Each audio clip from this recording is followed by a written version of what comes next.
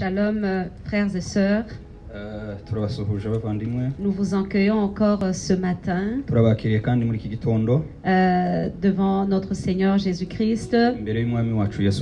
Soyez les bienvenus. Et que le Seigneur nous fasse grâce encore ce matin, nous tous. Que nous puissions partager la parole de Dieu et que nous puissions nous exhorter, nous fortifier les uns les autres. Nous continuons à vous remercier par le soutien dans la prière. Que le Seigneur vous bénisse abondamment. Nous allons prier. Éternel Père Dieu Tout-Puissant, nous te disons merci. Merci pour ce moment merveilleux. Merci parce que tu as été avec nous durant toute la semaine.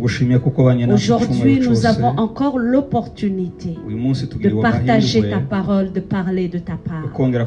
Saint-Esprit, laisse que nous puissions être juste des instruments. Des instruments que tu vas utiliser afin d'atteindre tes enfants, afin d'atteindre ton peuple. Père, nous voulons juste disparaître, mais que toi tu puisses apparaître au-dedans de nous. Merci parce que Seigneur, nous savons que tu vas faire au-delà de ce que nous avons demandé. C'est au nom de Jésus-Christ que nous avons ainsi prié. Amen. Amen. Amen. Amen. Donc nous allons partager la parole de Dieu aujourd'hui. Marcher selon l'esprit. Nous avons vu la semaine passée, nous avons célébré la Pentecôte et nous avons parlé de la manifestation du Saint-Esprit. Et quand cette puissance vient au-dedans de nous, quand nous sommes baptisés par l'Esprit, nous avons vu les manifestations. Et notamment le parler en langue, la prophétie, la déversion des dons. Ça, ce n'est que la manifestation extérieure. Et aujourd'hui, j'ai senti dans mon cœur de parler et de voir marcher selon l'esprit. Les caractéristiques d'un chrétien qui marche selon l'esprit. Mais nous ne pouvons pas parler de la marche de l'esprit sans connaître autre chose. Nous allons lire la parole de Dieu dans le livre de Galates 5, 16. La Bible dit, je veux lire, je dis donc, marchez selon l'esprit et vous n'accomplirez pas les désirs de la chair. Car la chair a des désirs contraires à ceux de l'esprit. Et l'esprit en a de contraires à ceux de la chair. Ils sont opposés entre eux, afin que vous ne fassiez point ce que vous voudriez. Si vous êtes conduit par l'esprit, vous n'êtes point sur la loi. Amen. Amen. Reka dusome duhere ku 16. Aravuze ngo ndavuga nti muyoborwe n'umwuka kuko aribwo mutazakora ibyo kamere irarikira. Kuko kamere irarikira ibyo umwuka yanga kandi umwuka yifuza ibyo kamere yanga kuko ibyo bihabanye. Nico gituma ibyo mushaka gukora atari ibyo mukora.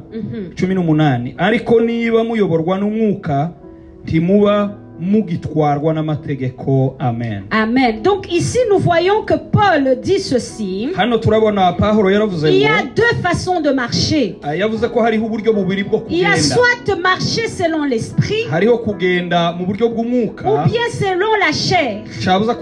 Mais ces deux voies-là, ils sont contraires. Ils sont opposés. Mais ces deux voies sont à la portée du chrétien. chrétien sont à la portée du chrétien. Donc le chrétien, il est exposé à ces deux voies. Et l'homme, si je reviens un peu, l'homme est constitué de l'esprit, de l'âme et le corps. Et l'esprit est le cognitif capable de la conscience de Dieu. C'est la partie qui a la connaissance de Dieu. C'est la partie de Dieu au-dedans de nous. Et le siège de l'âme, c'est notre partie là où il y a le siège des émotions. Là où il y a les affections, les désirs. Là où il y a la volonté de faire. Et puis nous voyons le corps. Le corps, c'est l'élément matériel que nous possédons. Ce que nous avons comme corps. Et la Bible l'a défini comme étant souillé. Et c'est là où Paul dit ceci. Il différencie le démarche. Soit un chrétien qui marche selon l'esprit, ou celui qui marche selon la chair. Donc on voit que c'est un conflit entre les deux. Et ça, c'est ce qui fait le conflit dans la vie chrétienne, si je peux le dire. La chair qui est toujours fait partie de la vie du croyant. Ça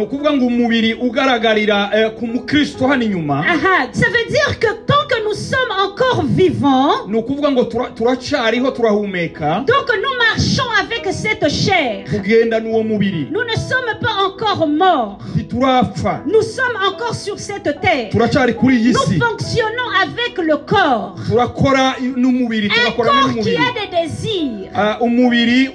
Et c'est quoi les désirs de ce corps-là? Il continue plus bas en disant ceci. Les désirs de ce corps que nous portons, ou les tendances de ce corps, ont une nature pécheresse. Donc elle s'étend vers le péché. Parce qu'elle a été conçue dans le péché. Et il explique en disant ceci. Les désirs de la chair, c'est l'impudicité, c'est les querelles, c'est les jalousies, c'est l'idolâtrie. Voilà, c'est les divisions. C'est la création des sectes. Parce que c'est ça, c'est le péché qui est dans l'homme. La magie. Tout ce qui est péché. C'est ça que le corps veut. Parce que c'est ça sa nature. Parce qu'elle a été conçue pour cela, pour le péché. Mais ici Paul dit ceci, il dit dans Romains 8:6, il dit mais ceux qui s'affectionnent de la chair, ceux qui aiment vivre selon la chair, donc les désirs de la chair qui sont ennemis de l'homme, et ceux qui vivent selon ces désirs-là, ils ne peuvent pas hériter le royaume de Dieu. Parce que c'est contraire à l'esprit de Dieu. Deuxièmement, il dit ils ne peuvent pas plaire à Dieu. Amen. Amen. Parce qu'ils sont contraires à l'esprit. C'est contraire à la nature de Dieu. Paul est très sévère. Quand il a fini d'expliquer les désirs de la chair, il a dit ceci 21. Comme j'ai déjà dit, que ceux qui commettent de telles choses n'hériteront point le royaume de cieux. Alléluia. Alléluia. Paul considère ce genre de personnes qui commettent ces choses. Il les considère comme des faux frères. Nous pouvons dire que ce sont des chrétiens charnels. Ce sont des chrétiens qui sont dans l'église, mais qui marchent, qui sont dominés par le corps, qui sont dominés par le désir de la chair. Et il les appelle des faux frères. Pourquoi? Parce que les vrais frères, si je peux le dire ainsi, ce sont ceux qui sont guidés par l'esprit. C'est ceux qui ont tué le corps. Ça veut dire qu'ils ont tué les désirs du corps. Et qu'est-ce qui a tué ces désirs-là? C'est l'esprit qu'ils ont reçu. C'est l'esprit qui domine au-dedans d'eux, qui fait maintenant que l'esprit est prime au-dessus du corps. Et il dit en continuant, et ce qui prouve cela, donc les fruits, donc si marcher selon l'esprit, qu'est-ce qu'il va prouver ceux qui marchent dans l'esprit? Qu'est-ce qu'il montre que tu es dominé par l'esprit? C'est la marche que tu as. Alléluia. Alléluia. Il a dit, il y a des choses qui vont démontrer. Il y a des fruits que tu vas porter. Il y a des fruits que tu vas porter. Et il les appelle les fruits de l'esprit. Il dit que les fruits de l'esprit, c'est l'amour, c'est la paix, c'est la joie, c'est la patience. Si tu peux le lire, tu vas trouver. J'aimerais là faire une parenthèse qui est différent. Les fruits de l'esprit qui sont différents des dons de l'esprit. Les dons de l'esprit, c'est le don que nous recevons quand nous croyons. Les dons de l'esprit, tel que nous avons dit le dimanche passé, être rempli du Saint-Esprit, c'est le don de l'esprit. Prophétiser, c'est le don de l'esprit. Avoir la sagesse, c'est le don de l'esprit. Alléluia. Alléluia. Et il y en a plusieurs. Le don de guérison, si tu lis dans le livre de 1 Corinthiens, 1 Corinthiens 12, 8 à 10, nous n'allons pas lire, mais ça t'explique les dons le don de l'esprit. Et ça, nous les avons quand nous recevons Christ. À la différence et des fruits de l'esprit. Et j'aimerais dire ceci sur les dons de l'esprit. Alléluia. Alléluia. Ça, c'est des cadeaux, comme diraient plusieurs. C'est des cadeaux que le Seigneur nous donne. Et je lisais la parole. Quand on voit Saoul, le roi Saoul, la Bible dit l'Esprit de l'Éternel descendit sur lui. Et quand il est allé voir Samuel, et il a prophétisé, l'Éternel lui a donné un nouveau cœur. Et qu'est-ce Qu'est-ce qui s'est passé après? Il a commencé à prophétiser. C'était un don qu'il avait reçu. Jusqu'à ce qu'il y ait un proverbe qui disait, et Saoul aussi peut prophétiser. On l'a compté parmi les prophètes, parce qu'il avait reçu le don du Saint-Esprit. À la différence des fruits de l'Esprit. Un autre don que Saoul a eu qui m'a vraiment interpellé, c'était la sagesse, l'intelligence. Quand son oncle lui a dit, mais tu as rencontré le serviteur de Dieu, Saoul, tu as changé, tu as vu l'homme de Dieu. Qu'est-ce qu'il t'a dit? Il a juste dit très peu. Il ne lui a pas dit qu'il avait oint. Et en méditant cela, fait preuve de la sagesse qu'il avait eue de l'Éternel. Donc ça montre que quand nous sommes remplis de l'Esprit, le Seigneur déverse des dons au-dedans de nous. À la différence de l'Esprit, des fruits de l'Esprit. Oh, hallelujah. Bien-aimés, que le Seigneur nous aide. Les fruits de l'Esprit démontrent la maturité. C'est au niveau du caractère. Ça, c'est domaine maintenant du caractère du chrétien. Tu peux avoir les dons de l'Esprit et ne pas avoir le caractère. C'est ce que nous vivons dans nos églises. Nous avons des gens qui sont remplis du Saint-Esprit, qui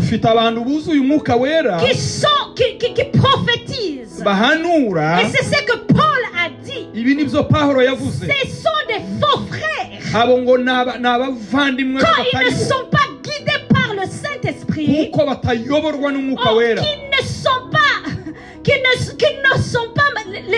comment je peux dire, les fruits de l'Esprit ne sont pas manifestés en eux. Il le dit plus haut ici, dans 1 Corinthiens 13. La Bible dit, quand je parlerai des langues des hommes et des anges, si je n'ai pas la charité, je suis un airain qui résonne ou une cymbale qui retentit. Et quand j'aurai le don de prophétie, la science de tous les mystères et toute la connaissance, quand j'aurai même toute la foi jusqu'à transporter les montagnes, si je n'ai pas la charité, je ne suis rien. Dans la version du semeur, aussi il dit l'amour. Ici dans Louis II il parle de la charité. Mais j'aime beaucoup la version semeur parce qu'il dit l'amour. Et nous avons vu que l'amour fait partie des fruits de l'esprit. En d'autres mots, Paul est en train de dire ce que je venais de dire. Les dons de l'esprit. Tu peux avoir le don de l'esprit. Tu peux prophétiser. Tu peux avoir les dons des miracles. C'est tout cela. C'est pour l'accroissement de l'église. Parce que l'esprit de Dieu déverse ses dons dans l'église afin que l'église puisse croître. Afin que ceux qui sont dehors puissent croire en notre Dieu. Si le Seigneur te donne un don de miracle, c'est pour que le ministère de guérison s'exerce dans ta vie, et que plusieurs puissent venir dans l'église. Si le Seigneur te donne le don de prophétie, c'est pour compléter, c'est pour l'avancement de l'église. Mais Paul dit ceci: tu peux avoir tous ces dons. Tu peux avoir les dons des miracles. Et même les faux prophètes ont des dons de miracles. Même le diable fait des miracles. Ce n'est pas encore quelque chose d'extraordinaire. Ce n'est pas quelque chose à se vanter. Au contraire, c'est être humble afin de servir au corps de Christ. Il dit ce qui est important, c'est quoi? Il dit c'est l'amour. Il dit c'est avoir ces fruits de l'amour. C'est avoir le caractère. C'est le domaine maintenant du caractère du Saint-Esprit. C'est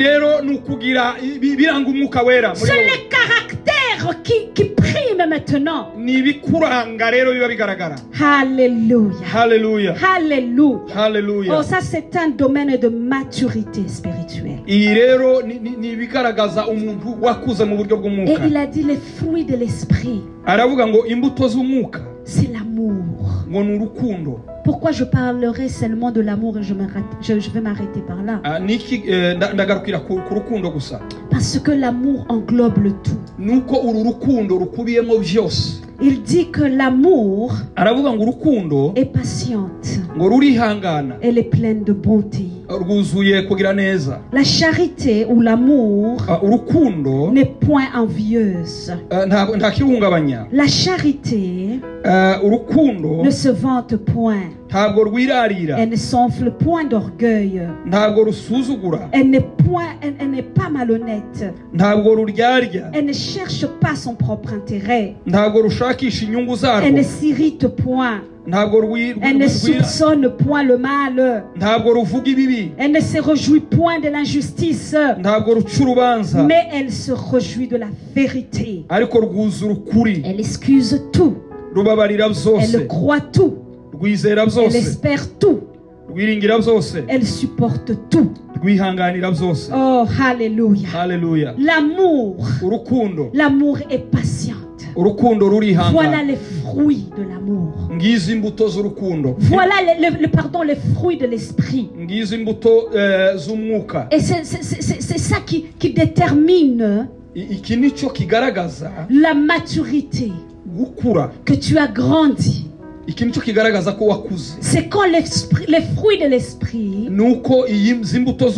sont jaillissantes dedans de toi. C'est quand les fruits de l'esprit, c'est ce qui prime au-dessus de toi. C'est quand la chair est morte et que tu es dominé par les fruits de l'esprit, et que tu es dominé par l'amour.